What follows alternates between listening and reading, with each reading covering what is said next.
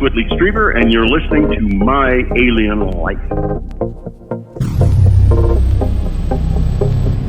Documented fact that I was pregnant. I had the doctors and medical records. And then I also have medical records that I was no longer pregnant. And I remember the meeting with my mom and the doctor who told my mom that these things happen. She's young. She'll have other kids. The best thing I know to tell you is to just forget about this ever happening. I don't know that they took my baby, but I know I had a dream that they did. I feel like maybe they are from our future, and they are coming back to fix something that happened in our genetic makeup now that affected them later. Because I've no doubt in my mind that human beings will, in fact, someday, if they survive themselves, be able to step through time. Because time is, I don't believe time is linear like we think it is. I think our mind just makes it that way so we don't go crazy. Now, then, and in the future, you know what I mean? It's like a big loop, big circle. My Alien Life is recorded high atop the Northern Rocky Mountains and is heard all over the world, and you can listen everywhere fine podcasts are found. My website is www.myalienlifepodcast.com. There you'll find links to every episode, stories, photos, and much more.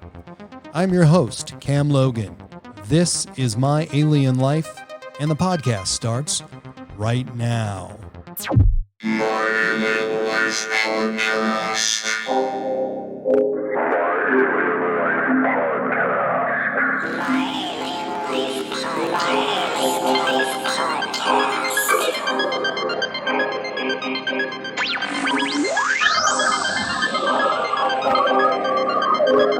Three, two.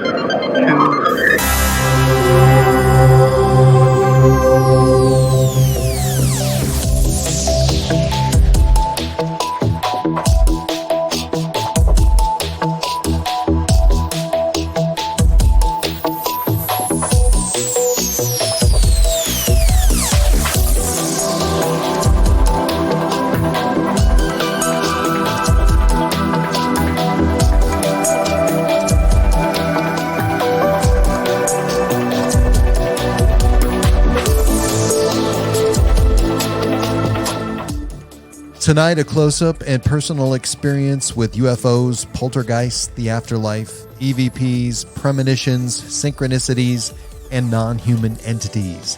That and more is coming right up on My Alien Life.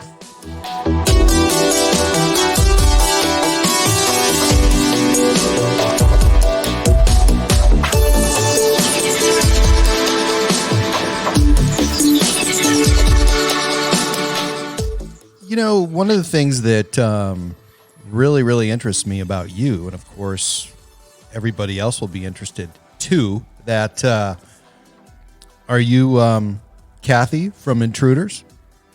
Yeah, that's me. Okay.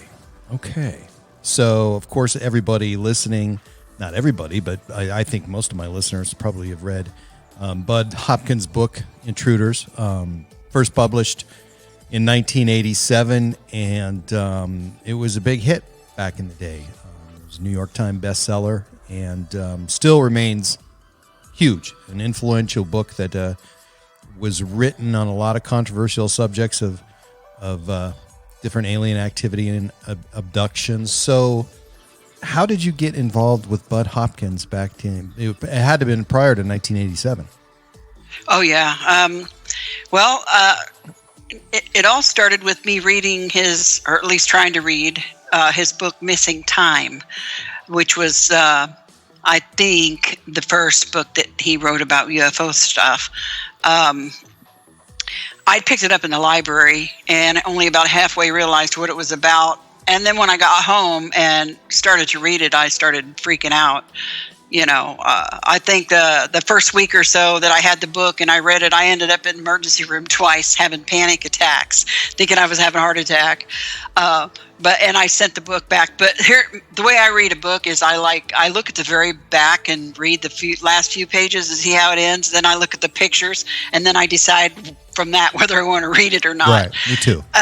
So in the back, I noticed there was a little place where the author had said, if you ever think you've had this kind of experience and want to talk about it, write to me at this address. This is before major internet stuff, cell phones, writing was the main way we contacted each other. Right. So I put the book back in the library, and then I had something happen to me on June 30th, 1983. And it kind of racked my world a little bit. And one of the first things I remembered was that book with the address in the back. And so I went back to the library and got it, and I wrote him a letter telling him what happened to me that night. But I kind of threw my older sister under the bus. She had in 1965 an experience where she witnessed a UFO while taking my mom to a bingo game, dropping her off one evening, and had like several hours of missing time. And she'd talk about it every now and then. Just your sister or your mom too? No, this was just my sister. After she dropped Mom off at the bingo game, she was driving past the church on the part of town where we lived, and suddenly felt compelled to pull in the parking lot and pull around to the back. And when she did, and she looked up, there was this huge UFO right over her car. And the next thing she remembers is it's several hours later, the sun's down, it's dark, it's almost time to go get Mom, she told the family that story over the years, and she was almost 12, she was 11 years older than me.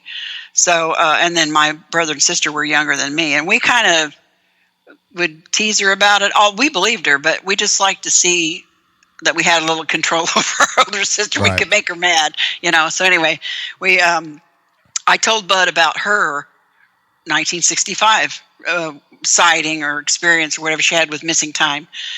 And then at the very end of my letter, I wrote about what had happened that I could remember on June 30th, 1983, and had included a bunch of photographs of the mark that it left in the yard. And it's weird because I gave the letter to my mom to mail, and I told her what I was doing, and she said she carried it around in her purse for several weeks and almost threw it away at one point, but decided out on the spur of the moment, she found herself standing by a mailbox and stuck it in, and that's how I got in contact with him. I guess I don't know how long it took for the letter to go from his publisher to him, and he read it and he called. And then from that point on, it was like a 3-year-long investigation. He came to Indiana, and I went to New York, and all kinds of tests were run. I mean, I took psychological testing when I was in New York, and I had an EEG of my brain to see if I had epilepsy or something like that would cause this. And I had 6 hours of verbal psychological testing and written psychological testing at a hospital in New York. People donated the money to have this stuff done to Bud. What people? Just I don't know. Fans of his writing or fans of Bud, who he is?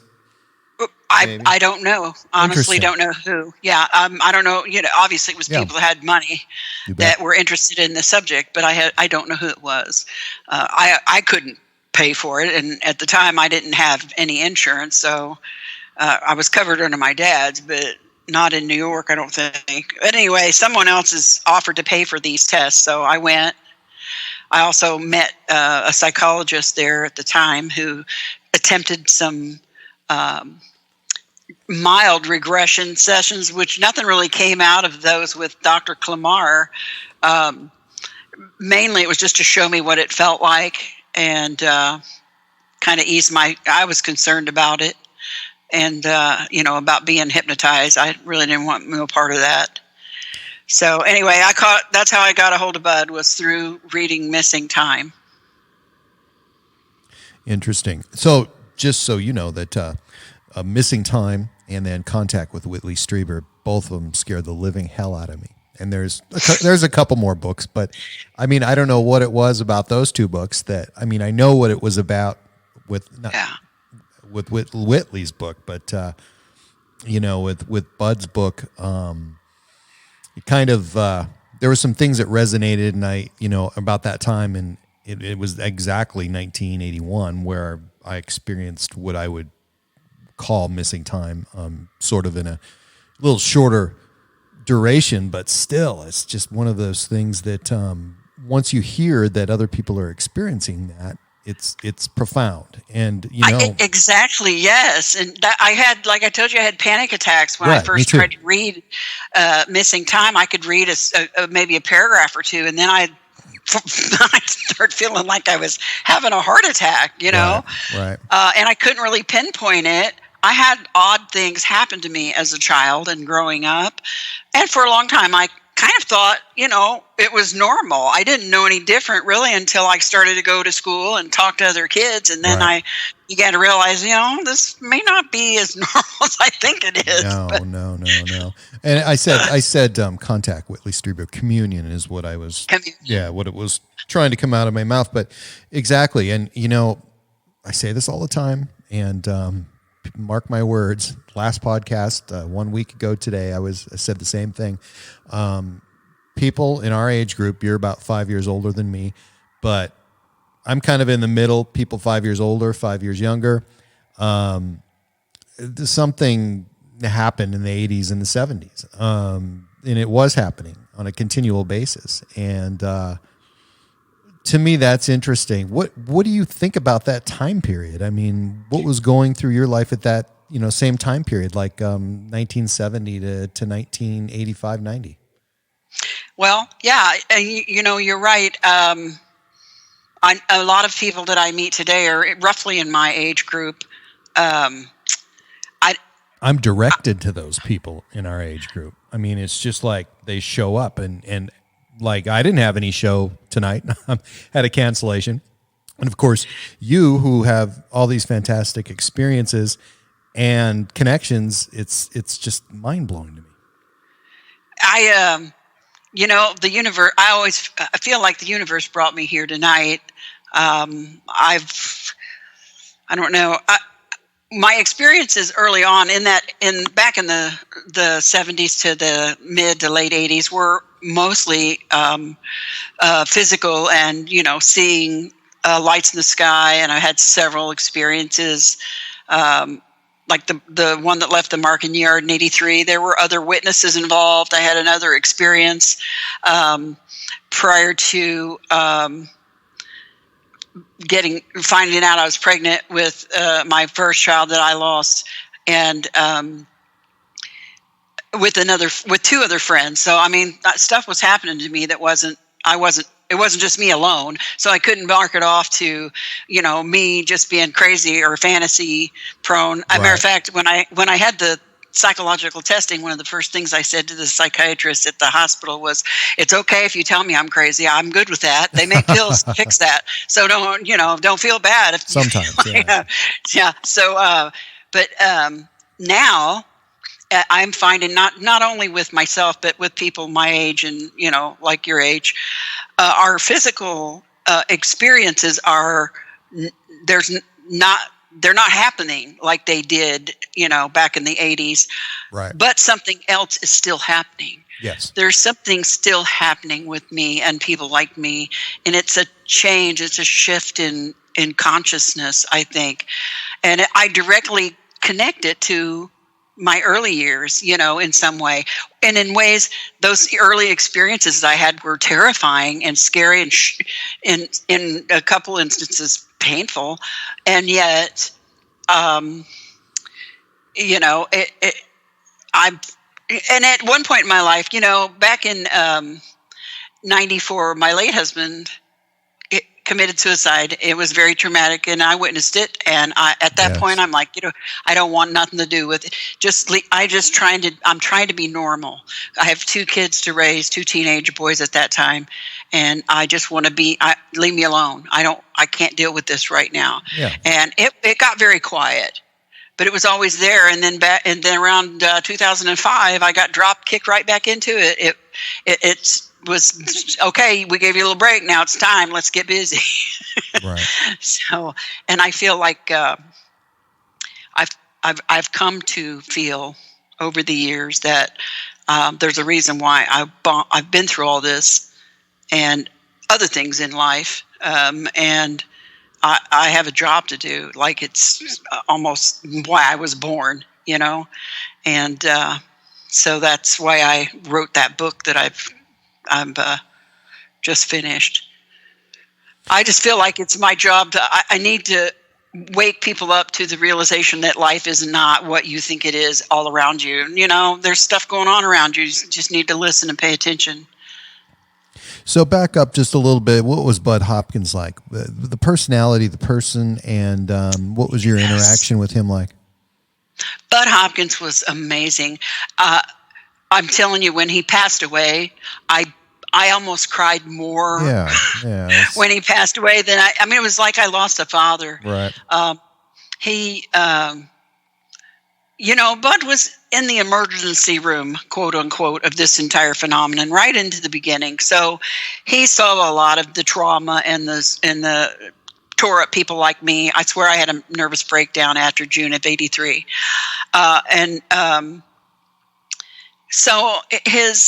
And he was desperately trying to find answers for people and trying to help people in any way he could.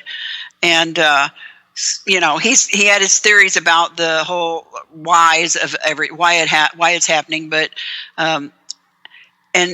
sometimes I agreed with it. Sometimes I wasn't so sure. I mean, but he was, brilliant. The man could tell a story like nobody else. Every time he came to Indiana and would have my family and neighbors around to talk to us, he would have the entire room captivated by his stories that he told. And he was one of the most empathic and compassionate people I ever met. He truly cared about me and my family and what we'd gone through, and he desperately wanted to help in some way. When I first met him, going to New York for the very first time, I was a single mom, hadn't really been anywhere far. I actually had a phobia about getting lost, so traveling alone to New York City was terrifying for me. That's how desperate I was. I sold my washer and dryer that I had in storage to get enough money to buy this bus ticket to go. And about halfway there, I remember having a panic attack and thinking, what in the hell is wrong with you? You are going to New York City to see some dude who wrote a crazy book about UFOs. You don't know this guy. You're a mother. You're a single mother at that time. He could be an axe murderer or something. And Right. man, I was ready to jump off the bus because that really wasn't like me. But I didn't. When I got off the bus and saw him, and he was so kind, and I felt comfortable with him right away.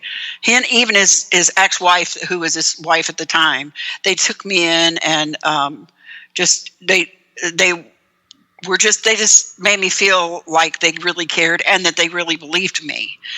Bud showed me a drawing one time of an alien head. This was very, very early on, before the book was written or anybody really knew anything about me or my family or our experiences. Anyway, I had drawn a picture of what I remembered seeing one night in my bedroom. And he whips out this picture that another person had drawn. I didn't realize it at the time, and I thought it was a copy of my picture. And I said, "Where did you get that? How did you get that?" And he said, "Debbie, that's not yours." And I said, "What?" And he goes, "No, look at the signature on the bottom. It was another woman, I think in Ohio or somewhere, had drawn it." Look, he thought that it would give me comfort to know that, confirmation. But no, it didn't. It kind of basically stripped out the last bit of hope that I'd had that maybe I just lost my mind, And because when I looked at it, I thought, there's no way on the planet this woman could know what was in my head and draw this unless she had seen what I saw. Yeah. And I literally puked. I went to the bathroom and puked. I was so, and he felt bad, but because that wasn't his intention. But, he was a great person. I just feel blessed to have found him. When I think about my life now, there is absolutely nothing in my life at this moment that would any be here at all my life would be unrecognizable from what it is today without him. Because without him, I would not have met my late husband. I wouldn't have moved to Kokomo. I wouldn't have met my current husband. I wouldn't have had my job. My son wouldn't have met his daughter. I mean, my entire life, you know, you have moments in your life when your life turns and changes, and defining moments. Absolutely. I think this meeting him was one of those defining moments in my life, and it literally helped give me the life I have now, and I will always be grateful for that to him, always. So that was a huge turning point. What would your life have looked like otherwise, do you think? If I hadn't met Budd, I would most definitely still probably be living in Indianapolis. I would not have had the job that I had with this big manufacturing company for 15 years. I wouldn't have my husband. I wouldn't have my home, my pets. I wouldn't have had, because my pets came through my job. I wouldn't have my granddaughter, because my son would have not gone to school here or at Purdue and met his wife. I mean, I may not have even been alive. I was in such bad shape when I met him mentally that I don't know if I would have even survived. Right. You know, I really and honestly and truly don't. I can't even fathom what my life would be like had I not met him. Well, and it sounds like, you know, you had such an unusual life at the time that, it could. Yeah. Could have been very I bleak. could have snapped. Yeah. I could have gone completely crazy. It's hard. I'm not saying I'm not. It's hard to say. Right. I got you. So. But yeah, I mean, some of that is really hard to deal with, especially when there's so many questions, you know, and I've been there and you know, this is a guy that you met that, you know, may have had all the answers that you wanted to hear, and also answers that made a lot of sense when that kind of life that you were going through doesn't make any sense whatsoever. I was fortunate. I was more fortunate than a great many people like me, because I did have witnesses with me on many of the occasions. I did have the support of my family, my friends, my coworkers, even my employers, and I was really blessed in that way. But I was in such a, like I said, I thank God for my mom and dad at the time, and it was a blessing that I lived with my parents at the time, because after that happened on June 30th, 1983, I literally came apart, and I was practically non-functioning for the better part of a year. You know, my parents were understanding, especially my mom. She was partially witnessed what happened that night and was affected by it as well. But yeah, it even though I grew up in a house full of weird stuff and people doing unusual things like paranormal activity and, you know, things like that, but this thing in the yard, when that happened on June 30th, it kind of opened a floodgate in my mind, and I began to remember things I hadn't even thought of in years, and it got to be too much at once, you know. So talk about, you know, what went on there, and what's your first memory of an experience that you absolutely couldn't explain? Well, my furthest back memory goes when I was a little kid, and my sister had taken me to Detroit to visit with family friends for a weekend. I was excited to be going on a trip with my older sister. We were going up there, and I was going to see a little girl that I had played with for years in the neighborhood. And my sister was going to see her friends, and it was going to just be a fun little girls' weekend. And I ended up missing for the whole day. And the only memory I had of the time that I was missing was being in a strange house that I didn't recognize, but I thought I was supposed to be in that house. The stuff looked normal, like the stuff that was in the house, but it was all a jumble. And there was a little boy with big black eyes here that wanted me to play with him. But then his mother came and she threw me out.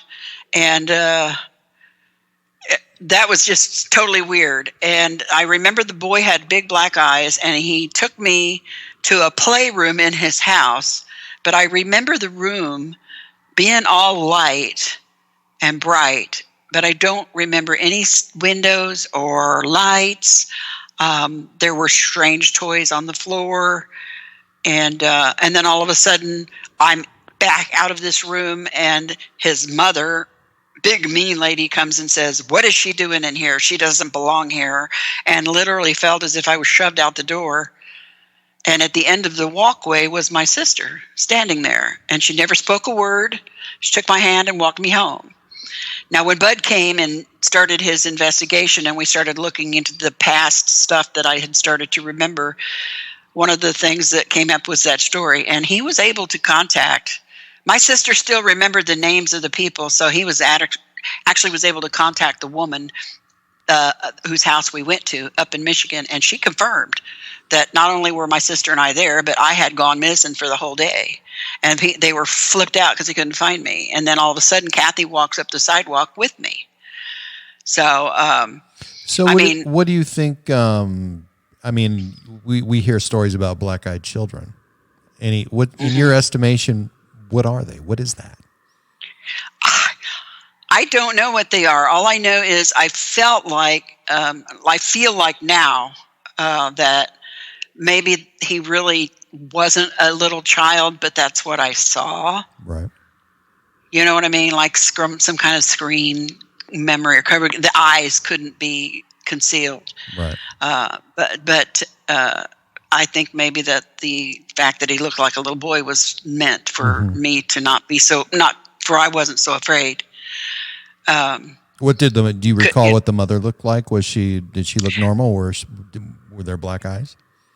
She had dark eyes, but I don't remember her eyes being that big. I just remember her being a big woman, tall, like an adult, and very mean, very angry and mean. And literally, I felt as if I were pushed out the door, and yet no one touched me. But she was very upset that I was there. She looked like a human, but she did have brown eyes, dark eyes, but not big like the little boy. And she was mad at him as much as me because he brought me there. So that's an early one. Yeah, was that a frightening moment, or what were your emotions like then? In my emotions at that point, I was afraid because that might be part of why I had, as an adult, I even had this fear of getting lost, because here I knew I was in a different city. And I'm just a little kid, and all of a sudden I'm completely lost, and I don't know where I'm at, and I just want to go back and find my sister. Right. So I was afraid in that respect. I was afraid, but when I saw the little boy and he wanted to play, it's not like I ran away screaming. I'm like, I followed him to the playroom on my own. So I mean, I think in my mind I thought, okay, here's another kid. It can't be that bad, And then the mother was so mean and weird, and it scared me again. So I did have fear, and I think some curiosity, and I can't remember anything. Those are the two ones that stand out the most. It's been quite a long time. Right. But it's funny though. Go ahead. I remember those things. Yeah. Now that there's some things that happen in your life, and I don't care how old you get, you always remember them. Absolutely. So you've had close-up and personal experiences with a lot of things, UFOs, poltergeists, the afterlife, EVPs, premonitions, synchronicities. Yes, all of that. Non-human entities. Okay, well, why? Why you? I don't know. Why maybe anybody? Why anybody? But I mean, maybe I'm just receptive. I think of the human mind. I think of the human mind as a tube-type radio in a Dolby Digital surround sound world. I mean, I'm sitting in this room right now, and there are Wi-Fi signals and television signals from the antenna, and just all kinds of signals flying all around me. I can't see any of them because I'm not wired for that. Right. I'm not. If I can't receive it, I can't perceive it. But I feel, and I can't speak for anyone else. I can only speak for myself and my own experiences. I feel as if some of the things that happened to me early on in my experiences for instance, the way that I was communicated with by some of these things has opened up something in my mind. Maybe I grew an extra neuron somewhere, another link, or, I'm more, or maybe it's just because I'm open to it because grew up with it, that I just perceive things a little more acutely. I'm more aware of myself and my surroundings, I guess. So, one of the ways I deal with things that scare me is I try to learn as much about it as I can, because I feel that knowledge is power. And so early on, once this came out and I started to remember more things and Bud's book came out, I got involved with MUFON, and I became an investigator for Indiana MUFON for like 10 years. So I learned a lot about UFO reports and people and witnesses. And I heard over and over again, when I interviewed witnesses, there was always another part of their story beyond what they've seen. And it always included some kind of paranormal activity, poltergeist or whatever. And I got curious and I began to feel that there's some kind of connection. Now, the only thing I found in 30 years of looking is the only common denominator so far has been the experiencer themselves. Right. So that's when I got involved with paranormal research, and I actually joined a group down in Indy for a while, and I got involved. I was very attracted to EVPs, and as it turned out, a lot of my group friends called me the antenna because it seemed like everywhere we went, my recorder was the one that got the best EVPs. And I even got an EVP one time that said, "Hey, Deb." It's like they knew it was me. I know. I'm like, what? Yeah. Wait. But and I'm not scared, and none of it scares me anymore. And I don't, and I've lost the fear at the beginning. And so I think fear also losing that fear also kind of opened me up to more different kinds of things as well. I can only speak for myself. So yeah. So what about your first encounter with a UFO? And were there beings involved, grays? Well, one of my earliest memories of an actual UFO or craft is I was at a church fall festival with my mother, and it was during the day. It was actually the same church that my sister pulled into and had her experience back in 65. Right. But I remember us walking through the parking lot. There was a lot of people in the parking lot looking up, and there was a silver ball in the sky. Mm-hmm. It was huge. It was very high, but it looked like a mirror almost. It was so shiny and silvery. Right. And I remember everybody stopping and looking at it. And I was mesmerized just like everyone else. And bam, I don't remember another damn thing about it after that. But I remember seeing that. And then, of course, June 30, 83, when I actually saw the little egg-shaped craft that was very similar to the craft that the children reported in South Africa a few years before. In my parents' backyard. And in retrospect, there's no way that thing could have flown from one planet to another with 6 beings inside of it. They would have been, squeezed up like sardines in there. So I don't know if it can be called a craft. I don't know what it was. But I know that these 6 beings that I saw in the yard moved towards it and entered it, and like I said, there's no way they could have flown anywhere in it. And as a matter of fact, when I first remember seeing it, I almost didn't think it was completely on the ground. It almost had a slight bobble to it, like a fish, like one of those little red and white bobbers on a really calm lake, how it just has that it kind of did that. And it had some skinny legs coming out of it, but not anything that it was more like something to just hold it still, not support it. You know what I mean? Right.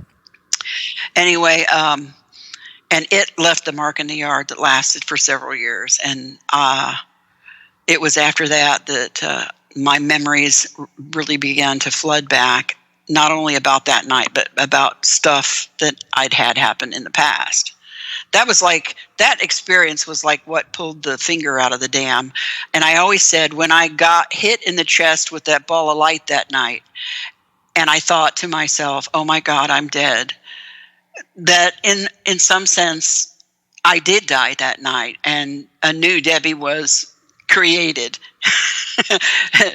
out of pain and suffering, but still, I feel like I'm Debbie 2.0 after that night. So what do you feel the connection is between the UFO phenomenon and possibly a human afterlife? Is there a connection there, and how do you feel about that? Well, I had a near-death experience when I gave birth to my first son.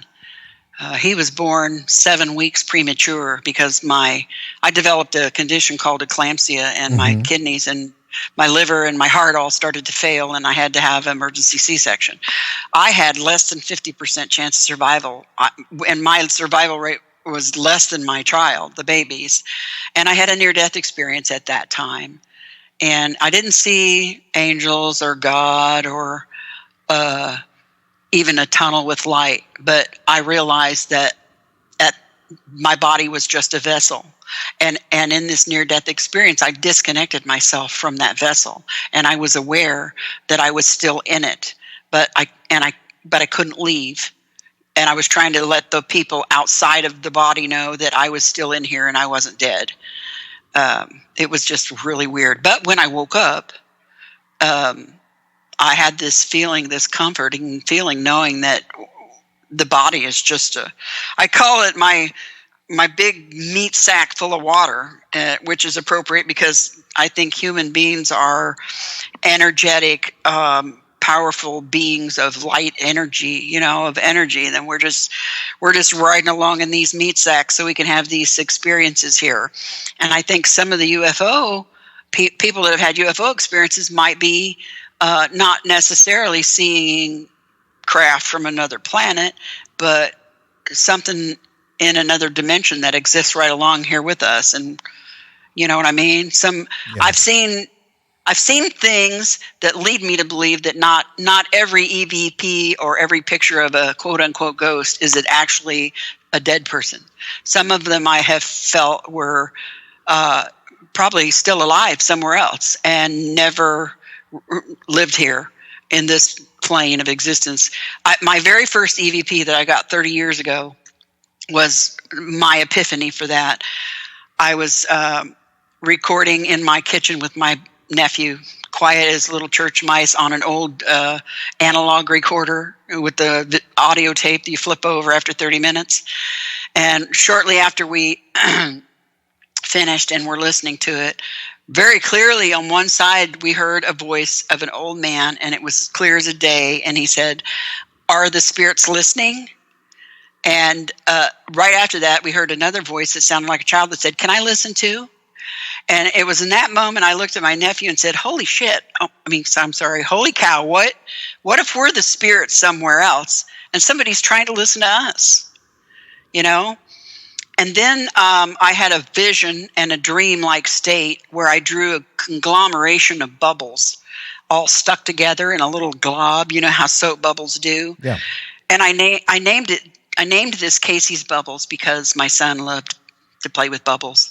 And but in the vision, I was told that each one of these bubbles was a universe, and that where these bubbles touched and became one for a fleeting moment before they popped or moved was where contact could be made. And like little portals, or whatever.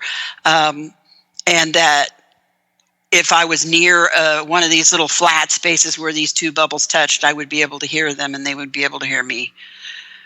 So, of course, that piqued my interest, and I got all crazy about string theory and quantum physics, and I have absolutely no idea what I am reading when I read these books, but I feel like I need the knowledge in my brain, in my gray matter, for future reference. I don't know.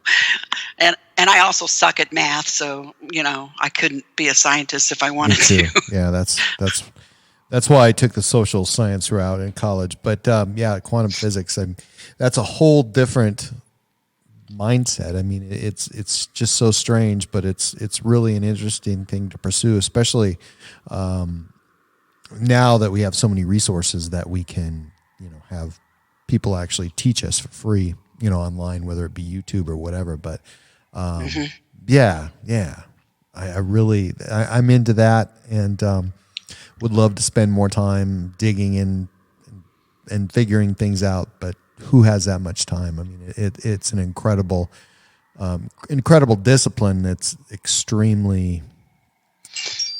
It's mind blowing. Yes, it's crazy. It's craziness. But I don't love think it. I'm even. I do too, and honestly, I don't think I'm even. I don't think that I'm even capable of comprehending the possibilities out there.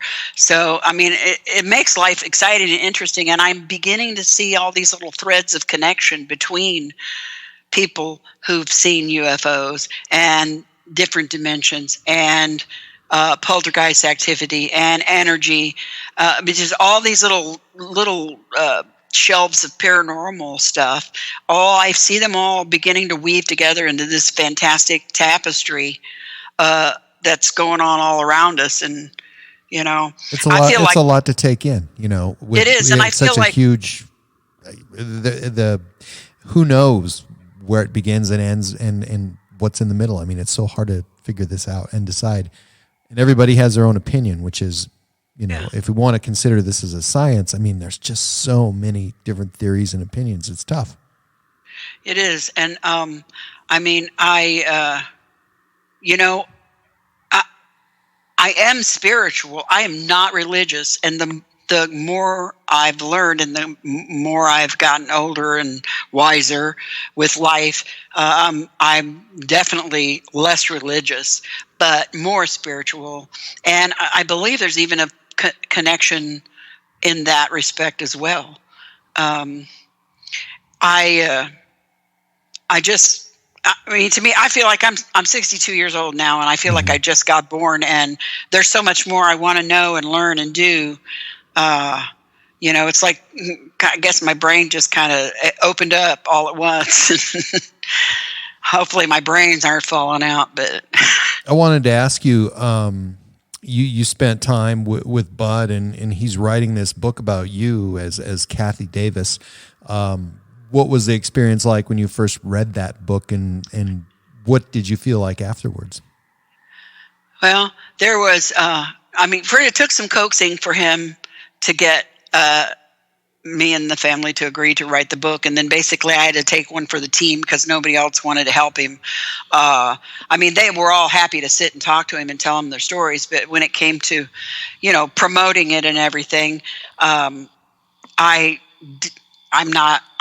was never a public speaker, and I was always very self-conscious. And there were a few things that ended up in the book that I really didn't want in there at first, very private things. And after talking to him several times, and then being made aware of other people out there who were experiencing what I was experiencing, and feeling like I could help someone,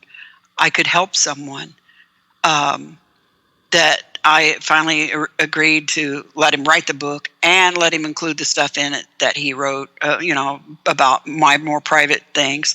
And the first time I read it, it was weird. It was weird to see it all out there. I mean, and of course there were things when I read it, I'm like, wait a minute, fix this. This is a little bit off, so I was real critical. I'm not a writer, and I wanted to make sure that all the details were correct, So, but it just felt weird. It felt weird, and it felt good because something in me was saying, this is good. This is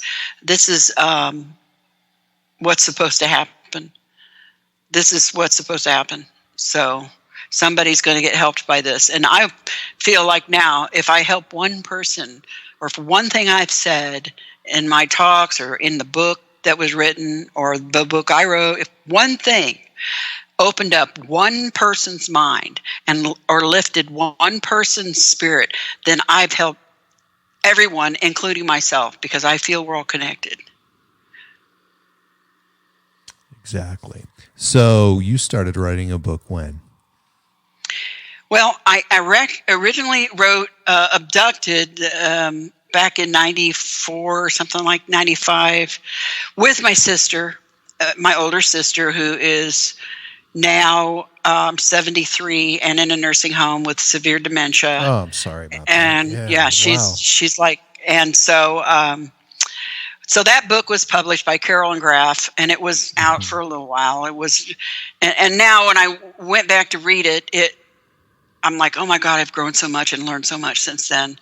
And, because it was kind of like a companion to Intruders in that it was the story that Budd told about, but it was first person. It was our feelings and how we went through it, you know what I mean? And other stuff. But, and then, so I stored it off on a floppy disk, 5.5-inch floppy disk. Remember that, yeah. Yeah, and like I think it's like Works or something like that. Mm-hmm. Then, we had a tornado here 8 years ago that destroyed everything in my home.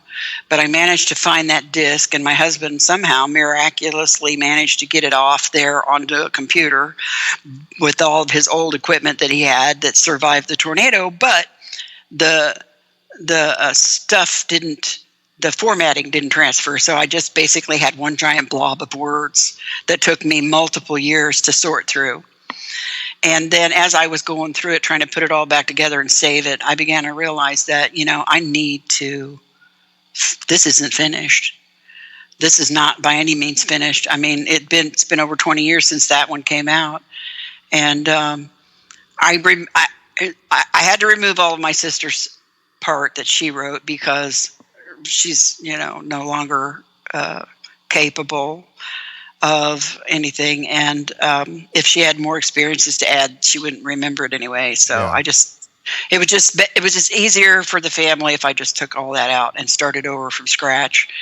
So basically that's what I did. And I keep journals. I've always kept journals. That's what the first book was about. And the second book is full of journal entries of other weird stuff and things that I did after it. And I mean, the book, it's therapeutic for me. And I really hope and pray that it helps somebody else. And also I wanted to get it all out of my head and down for my granddaughter and whoever comes after me, my family, so they know who I am and where they came from. And, before if I should suffer, my dad had dementia and died of it. And my sister has it severely. And so, I mean, it doesn't mean I'm going to get it, but it could be my fate as well. And I wanted to make sure I got all this stuff out and down before I lost it,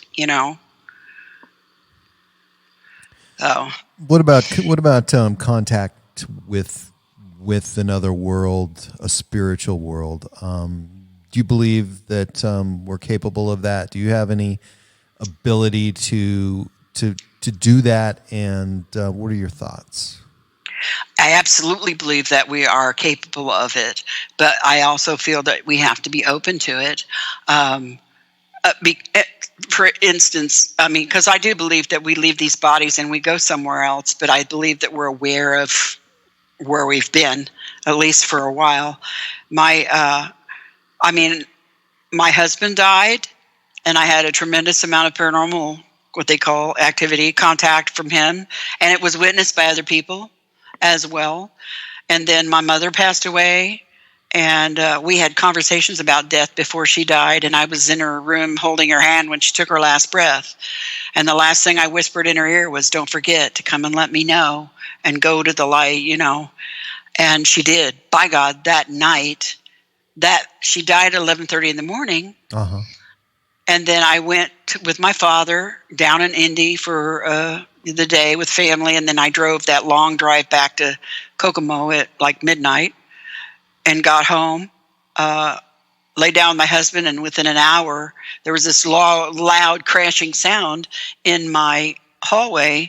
I jumped up and he jumped up, and we ran to the stairwell and looked down, and there was a big picture of my mother sitting upright at the bottom of the stairs, and it had come off the nail on my wall.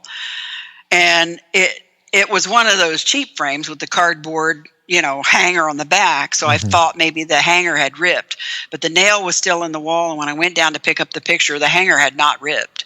This thing had been launched off the wall. It was in perfect condition. And I told my husband immediately, that's her. She told me she would. And I was so upset, I wasn't upset, I was happy.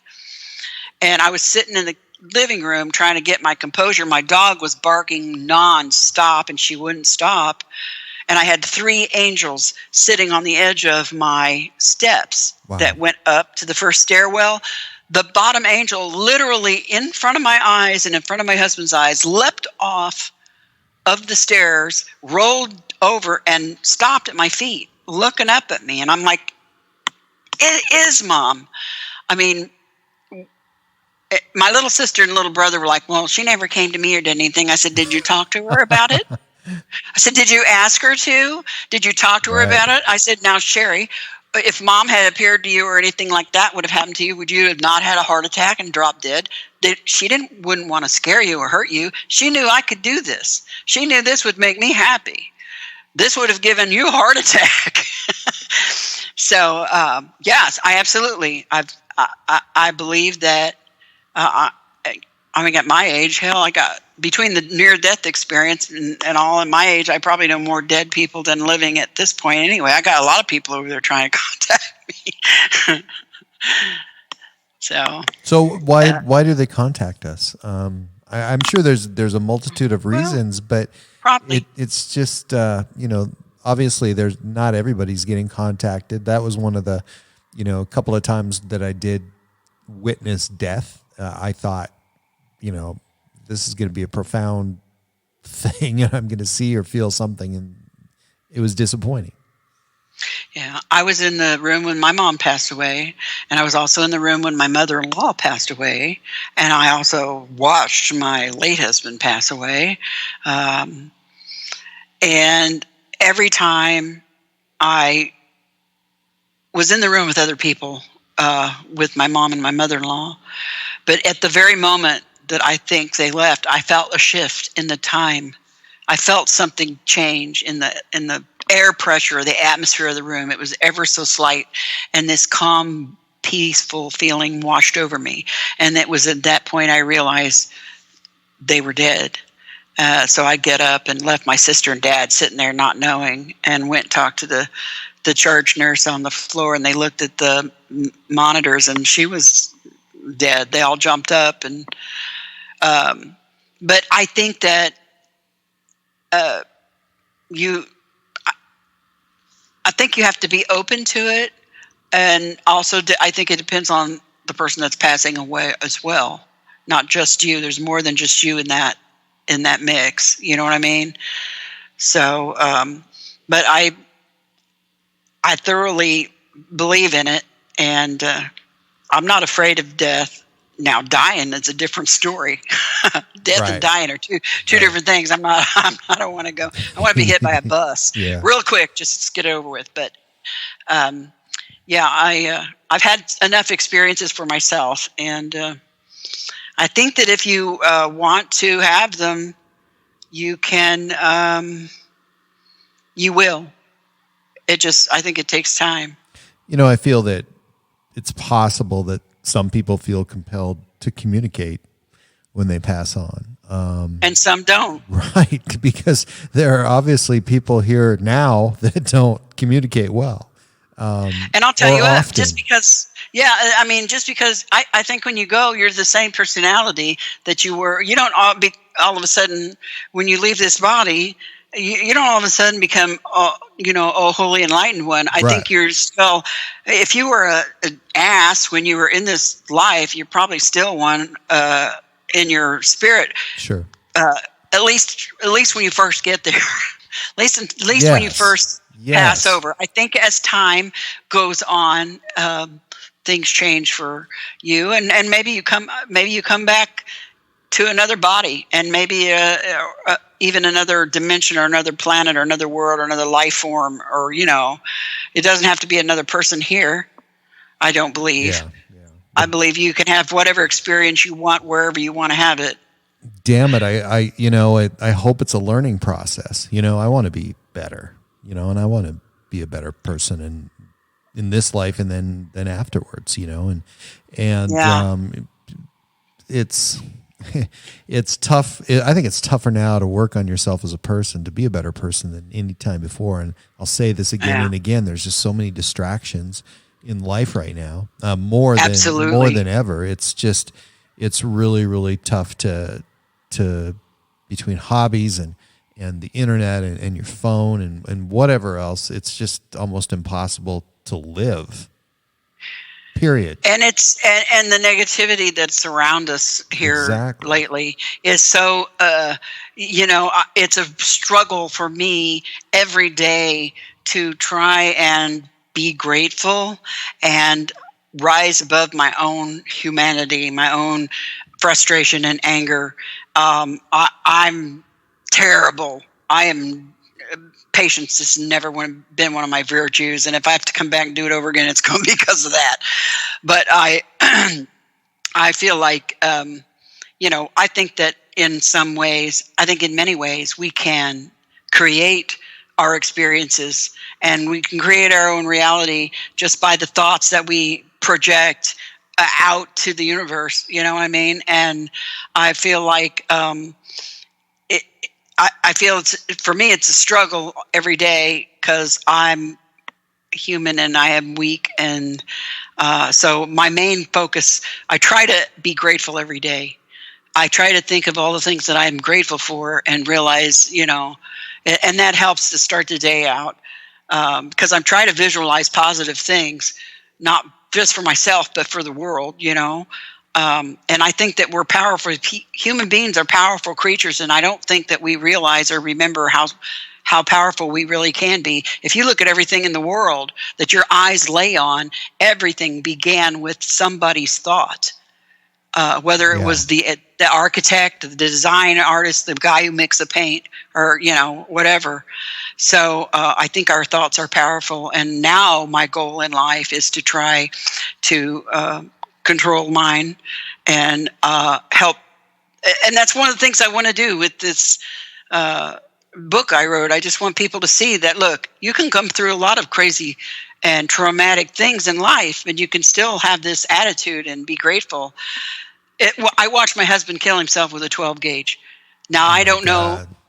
Okay. And it was terrible. It was a horrible, terrible, traumatic thing. And it was hard, but 26 years later, I can honestly say with my whole heart that it was a blessing to me that I was there for him in his final hour, because it taught me how strong I am and what I can get through. Yeah. And had I not experienced that, I would have never come that high or been that far or learned that much about myself.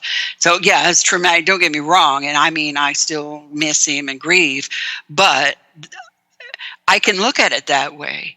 And I know people that have gone through things just like me, and they're having a hard time being able to see that side of things. And I want to help them to be able to see that, because it's true. What's the purpose of an abduction? Why? And what's your experience? But why does it happen? I mean, and why is it experienced in so many different ways? I honestly don't know. I don't have any answers for that. I can speak for myself. Yeah. When I know that, and there's a lot of researchers out there that think it has something to do with the hybrid program.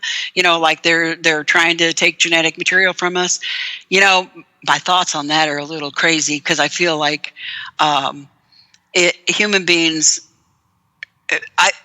Maybe there's now this is just my the hypotheses I have or thought I've had. I don't mean it to make it sound like this is true fact, but I feel like maybe they are from our future, and they are coming back to fix something that happened in our genetic makeup now that affected them later. Because I've no doubt in my mind that human beings will, in fact, someday, if they survive themselves, be able to step through time. Because time is, I don't believe time is linear like we think it is. I think our mind just makes it that way so we don't go crazy. I think everything happens all at once, now, then, and in the future. You know what I mean? It's like a big loop, big circle. But so I think maybe some of these abductions are literal physical ones in order to change something in the human animal, and maybe some of them are to trigger something in the psyche of the human. I don't know. I can only speak for my own experiences and what it's done to me. But I think there for every human being, there's a different agenda by different things. Are you aware that they took anything from you physically, mentally? Does that connect in any way? Was there something that they needed from you? I had a scoop mark on my leg that I thought I was born with, and my mother had an identical one that she thought she remembered getting it playing in the woods with some strange little boy when she was little. And I've been told before by a nurse that it looked like a bone, like where they take a sample of your bone marrow, right. A scar. That's what it looked like. So I mean, there's that. I've also had I call it a dream, but it's a very vivid dream, like a memory that stayed with me of being with humans, actually, in some kind of weird hospital with guys in uniforms and doctors in white coats taking hair samples and swabbing my throat and my nose and taking something out of my ear.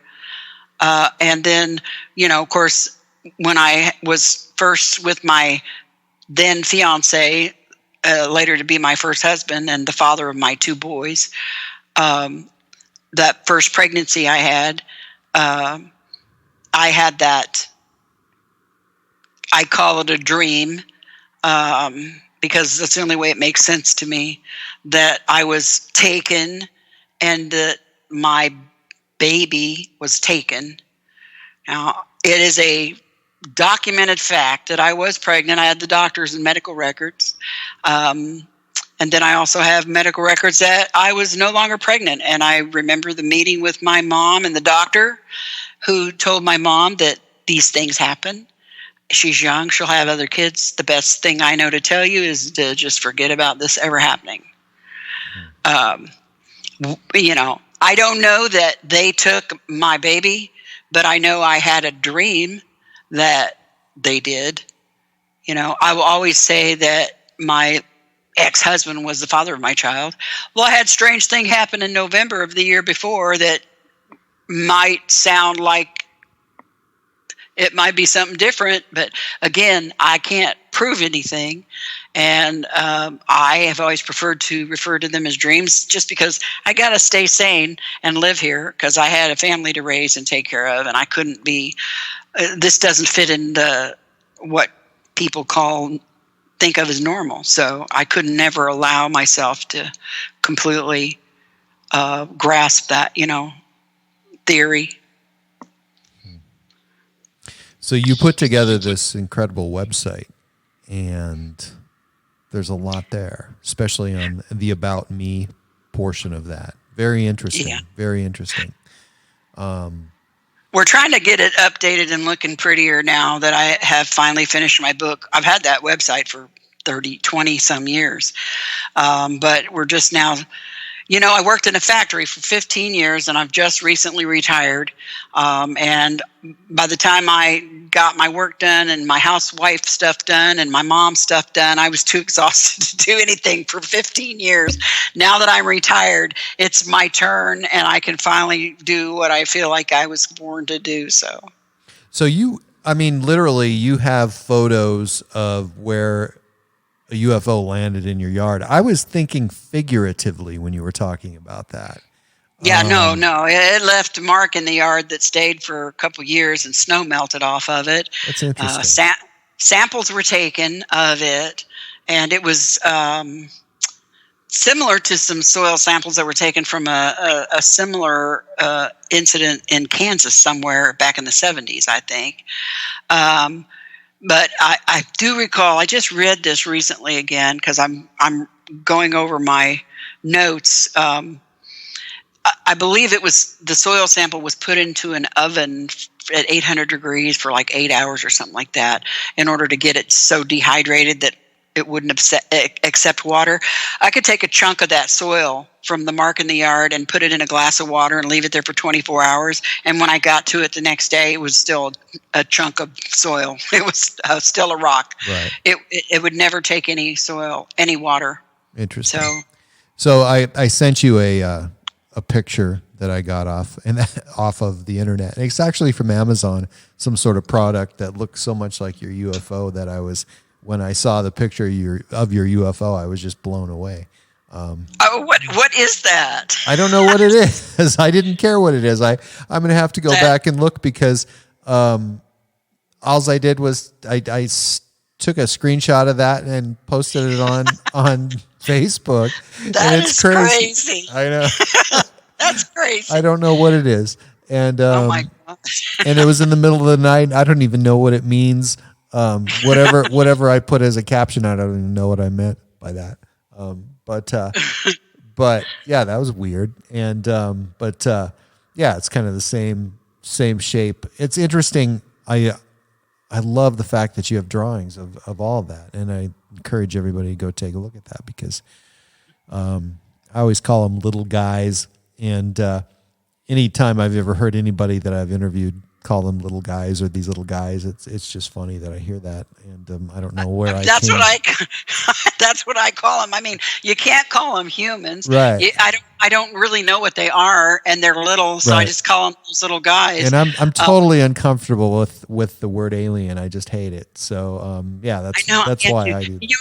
I've always felt uncomfortable with the word abductee. Right, I don't know why. I prefer experiencer. I don't know why. I don't like that either. I don't even want to be in that category. That's why. I don't. It's not like I chose it, but it is what it is. I've had these experiences, so that's the most descriptively correct way to do it. But like abductee, I feel like it makes me a victim. And I feel, if you read the Missing Time, or if you read Intruders, it's Budd kind of, I think, saw me as a victim, which it's okay. I was a hot mess when he met me. I was, like I said, he was in the emergency room of this entire phenomenon. So he saw all the tore up people like me. God bless his heart. And he was an empathic, compassionate person. So I'm sure it got to him in a way. But I don't feel, at least now, I don't feel like I'm a victim. I feel like I've just had these weird experiences and I've survived them. Not only have I survived them, they're a part of me. They're a part of who I've become. I wouldn't become myself who I am now had I not had them. So in that way, I'm almost thankful for them, even though they were frightening and terrifying. Sometimes I use the analogy, like we take our children to the doctor and the doctor gives them a vaccination and the kid screams bloody murder and is scared to death. But the doctor and the mom know this was for the best. And kind of that's almost how I felt when I was having the scariest experiences even at one point during the June 30, 1983 experience, I remember hearing a voice, a disembodied voice from somewhere saying it was unfortunate that I had felt pain. Right. So I feel like it wasn't intentional. They didn't intentionally hurt me or do things to me. They were doing things to me that might have been helpful to me somewhere down the line, maybe helpful to generations of my offspring somewhere down the line. I don't know. I have no idea. I mean, I can't fathom an alien agenda because I'm not an alien. I'm a human being, and that's the only eyes I have to see. So, You know what is amazing to me is you have a picture there with you and Betty Hill and Charlie Hickson, which is just probably one of the best UFO related photos I've ever seen in my life. I mean, That's crazy. Incredible. And they were both wonderful people. They were so kind to me. I was just a kid, wet behind the ears and scared crapless.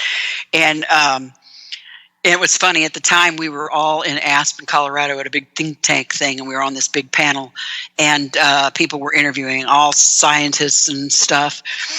And everybody, all the young people were like, let's go to the Maroon Bells and hike. And I looked at Betty, and I was like 100 pounds heavier than I am now. And I smoked back then. And I looked at Betty, and she looked at me, and she goes, I'll pass. And I said, me too.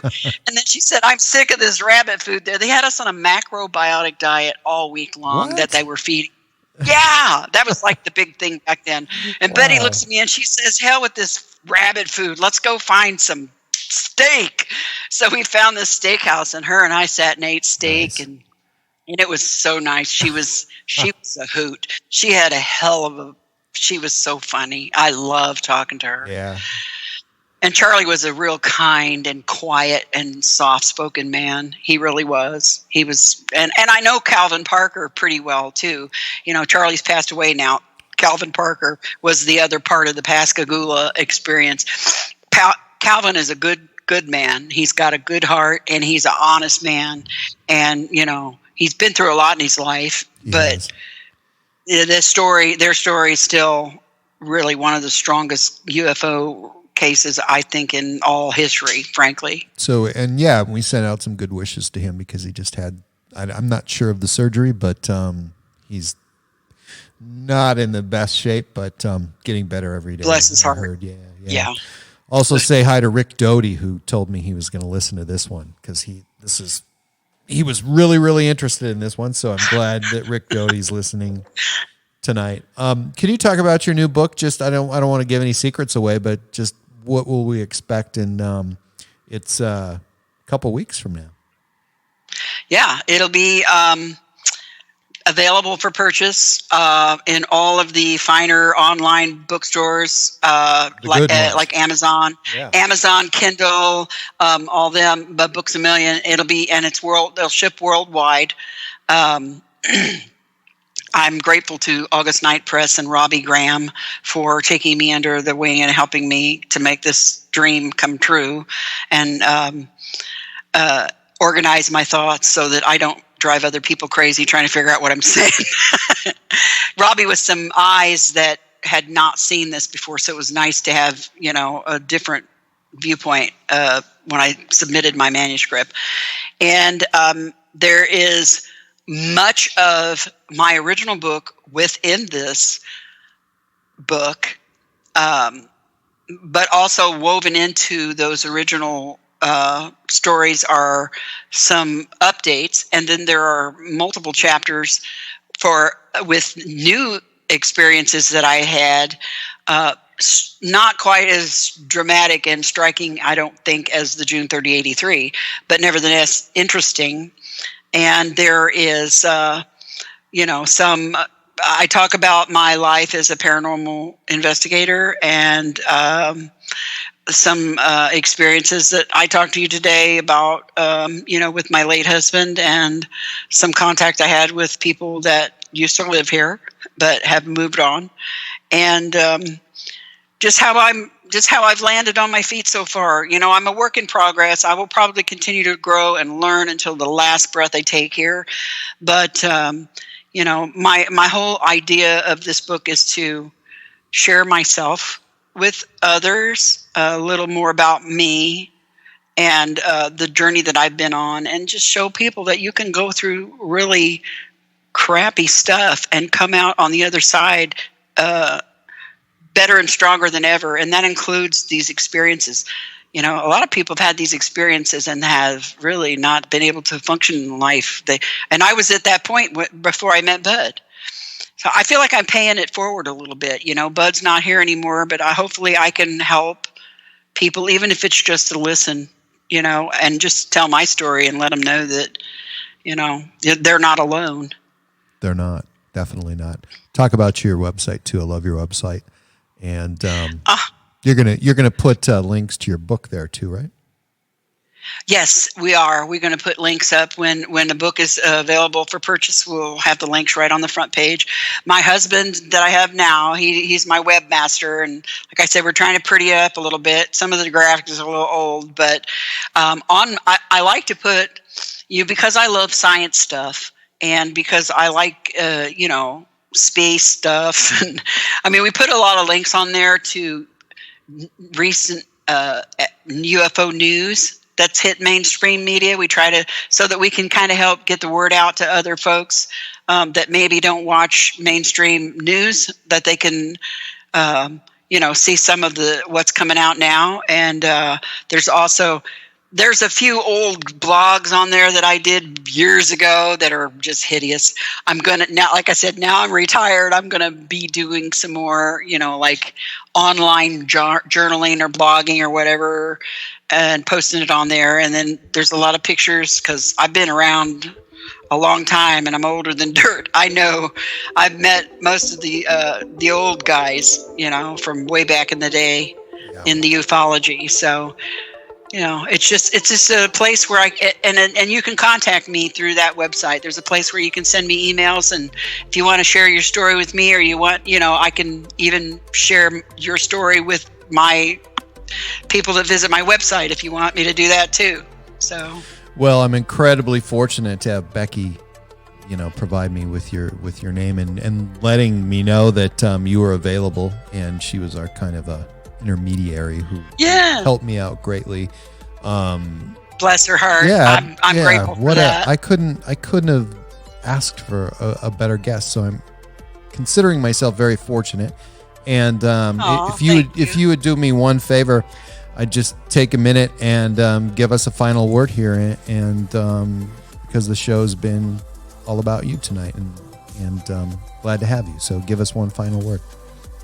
Well, I'm grateful for the opportunity, and I thank you from the bottom of my heart for giving me this chance to talk to you and tell you about, a little bit about what I went through, and to let people know that I'm going to have this book come out, and I hope that people will enjoy it and get something out of it that will help them. I think I just want people to be aware of their surroundings, realize that the world is a lot bigger and more interesting place than what you see with your eyes and hear with your ears. Pay attention, because it's speaking to you all the time. You just have to learn how to listen. So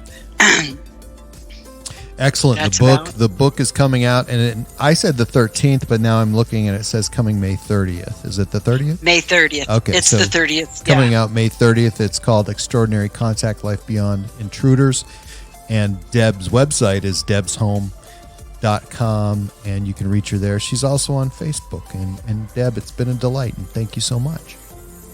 Thank you for having me. It's been just wonderful. You're great. I appreciate it. Thank you very much.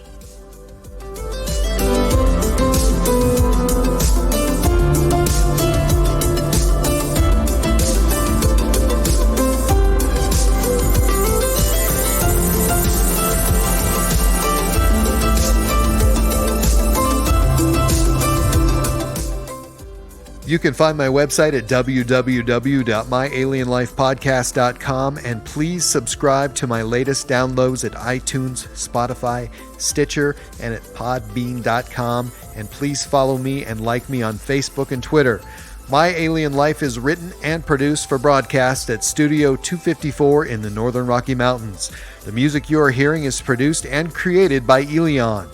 You can find all Elion's work online at Heart Dance Records.